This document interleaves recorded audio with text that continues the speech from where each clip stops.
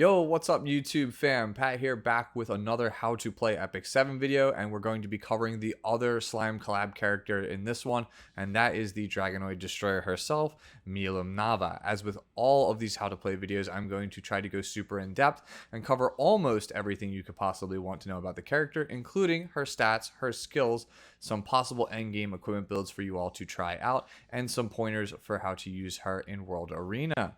So, with the introduction out of the way, let's talk about Milim's stats. Milim Nava is a fire mage of the Cancer zodiac symbol. She only shares a stat line with Fire Tenebria.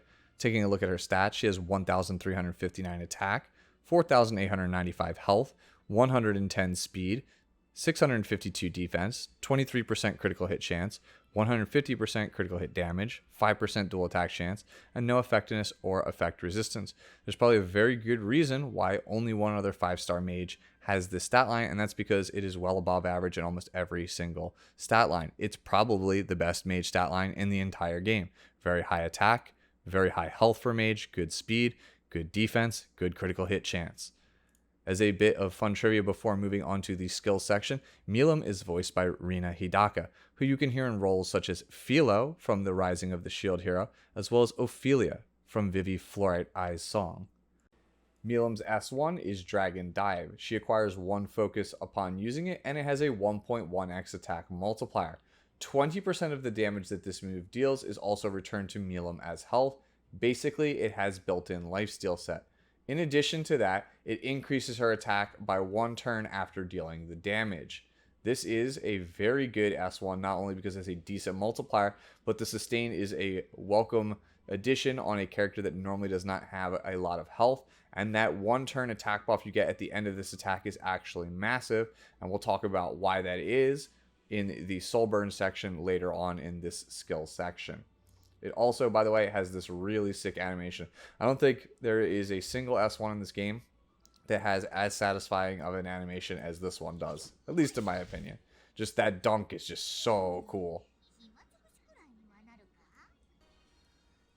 Milim's S2 passive is Dragon Eye Milim Eye, simply referred to as Milim Eye from here on out. At the start of battle and at the start of the turn, there is a 70 to 100% chance to grant Milim Eye to the caster for 1 turn. Milim Eye is a unique status that grants the caster 20% hit chance and 20% evasion and cannot be dispelled.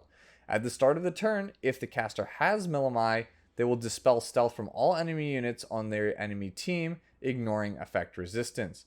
When Milim reaches 5 or more focus after landing an attack, she will use an AoE attack called Dragon Buster.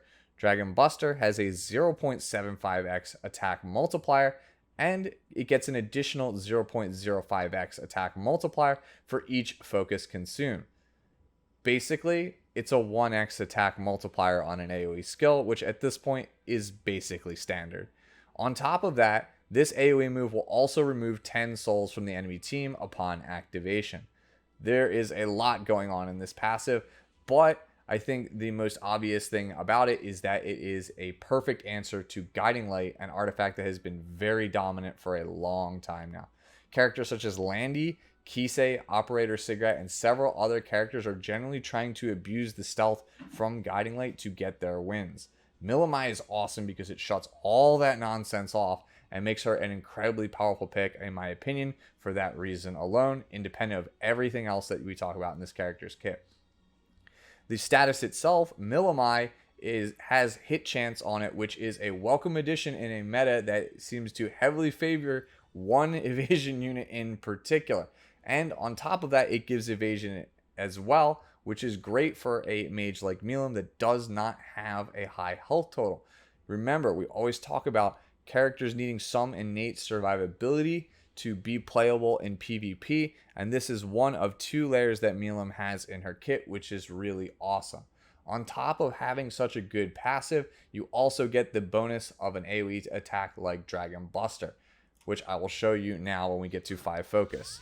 So we're just going to do a couple of dunks here so we can show off that really cool animation and that really cool anime laugh.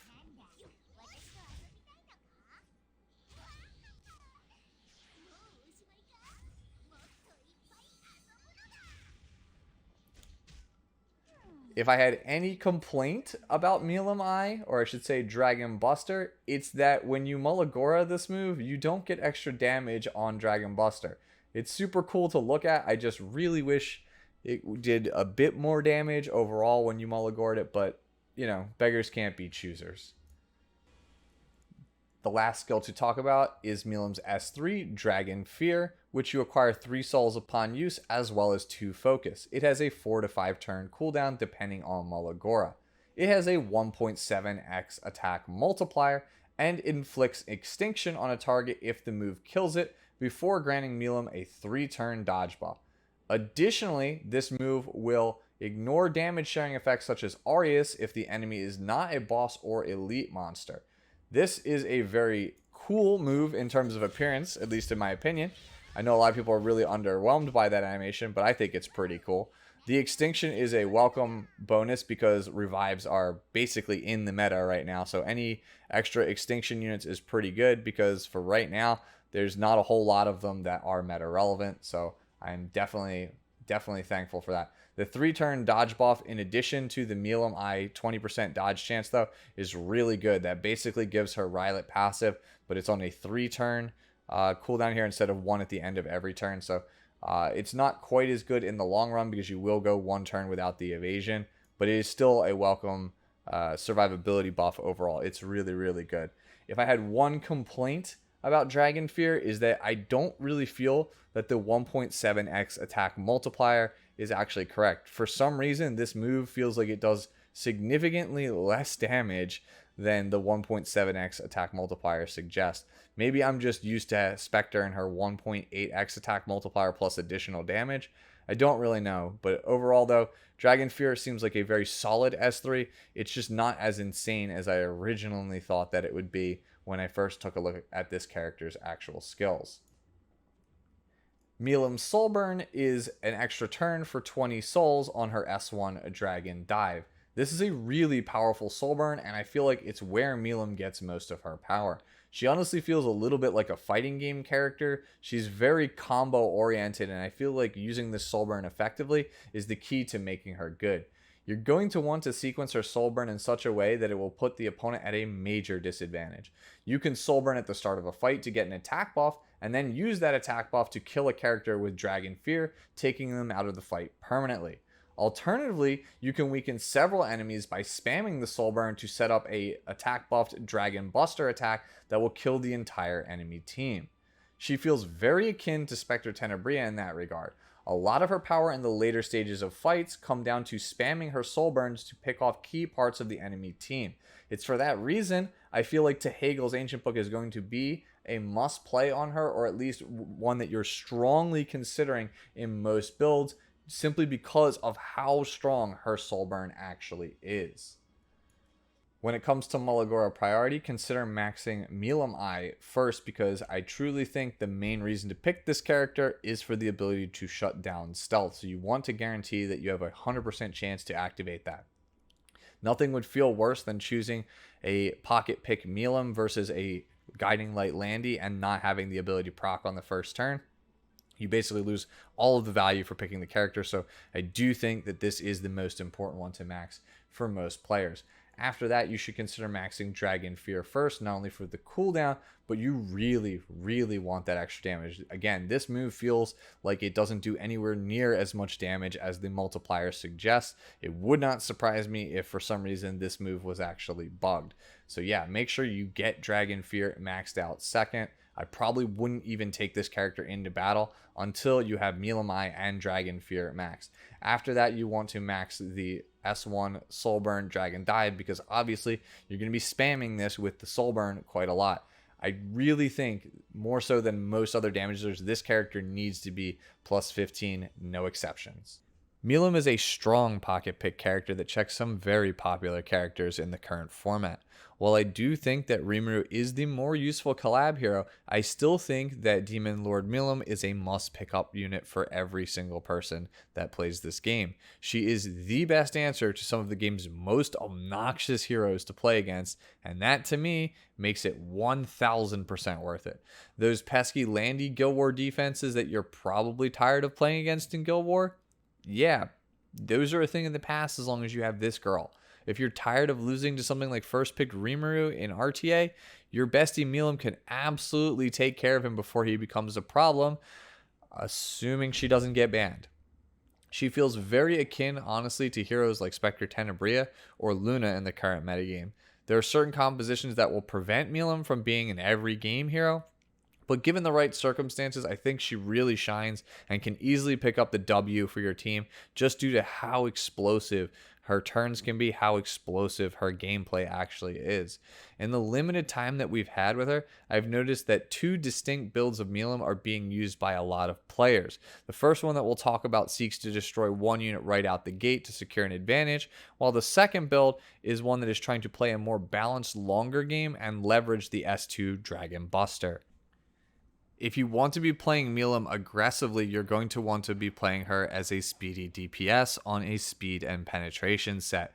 If you don't have penetration, or you just simply cannot hit the stats, crit hit chance is fine, as well as immunity. I personally am using crit hit chance because I just haven't gotten around to rolling penetration gear from this previous hunt event yet.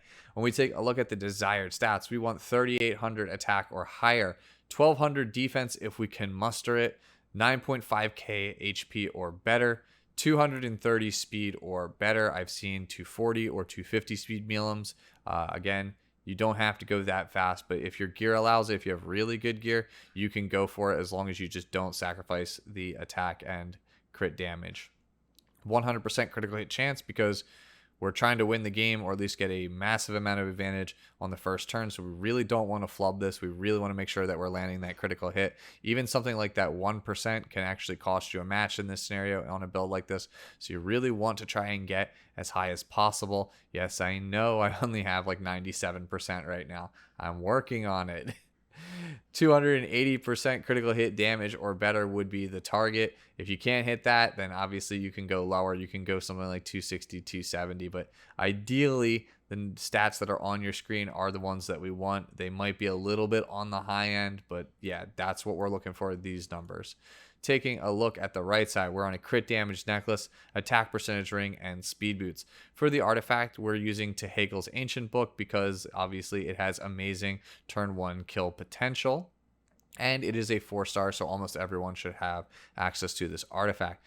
If you don't want to play Tehegel's Ancient Book because you're somebody who already drafts a number of other book users, I'm looking at you guys, Cleave players, you can play her on something like Portrait of the Saviors or a Symbol of Unity. I have upgraded Dragon Knuckles listed here because it is her banner artifact, and I don't think it's particularly bad on this build. I just don't think it is optimal. If you somehow pulled a ton of them, you're like me, and somehow have the ability to get a plus 31 because the gacha for whatever reason just gave you a ton, you can try it out. I will be experimenting with a speed build with that artifact in the future. I do think there is some merit to it, but for right now, the safe money is on either Ancient Book, Portrait, or a Symbol of Unity. Taking a look at the per piece average, we want 13% critical hit chance, 12% critical hit damage, 10 speed, and 16 attack or better.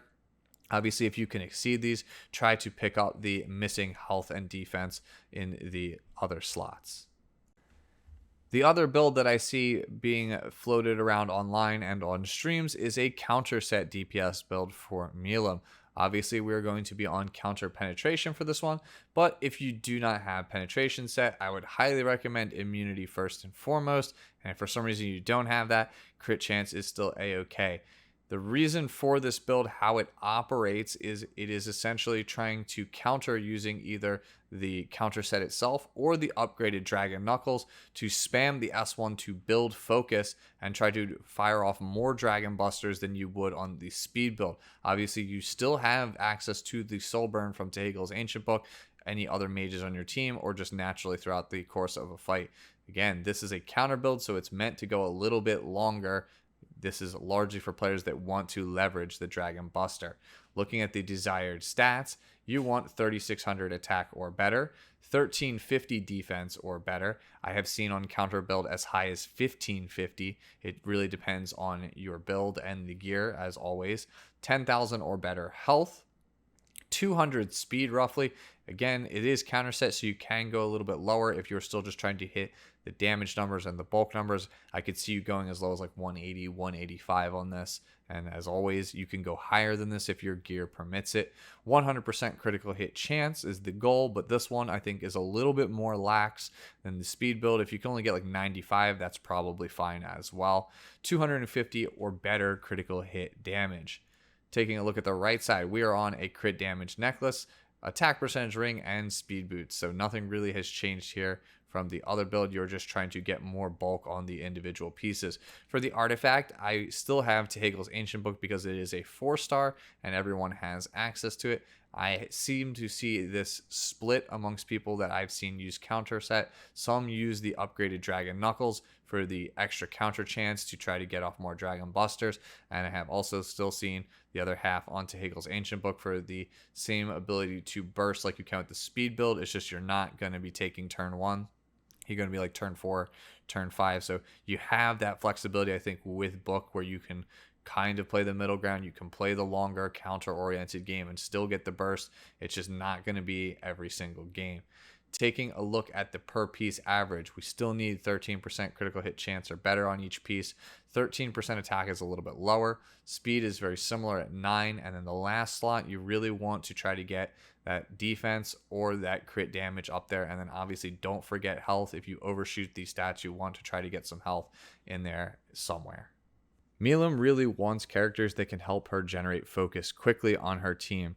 For mitigation, that would be Adventurer Raz, thanks to his S2 providing a guaranteed dual attack. Obviously, this will let Milim tag in for an extra S1 and build focus and might lead to a Dragon Buster. He obviously can hold a plethora of damage mitigation artifacts and provide your team with a defense buff.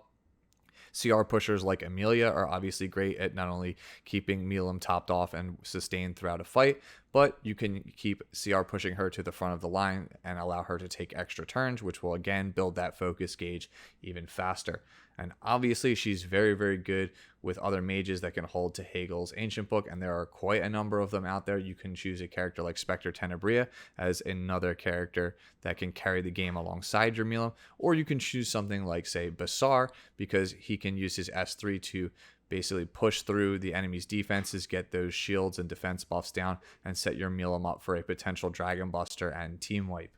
A lot of people keep saying Milim is just okay or situational, but I do think she has quite a number of good matchups in the current metagame, so I really don't understand why people feel that way for the most part. She's really good against Landy and Rimuru, who are two of the best damage dealers in the entire format. If your opponent is picking these characters, Milim is a slam dunk pick because she can one-shot both of them off the line if you're on the speed build, and she obviously checks Landys that are on Guiding Light, even if you're on the other build, the counter build that we talked about.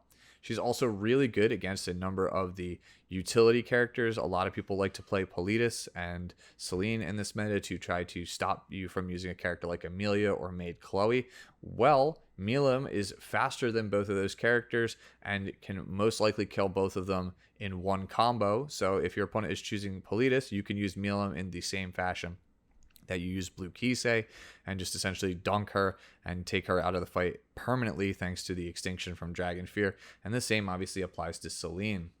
She's obviously also very, very good against characters that can't take more than 50% health in one hit. Think of things like Tempest Cern or even Spirit Eye Celine.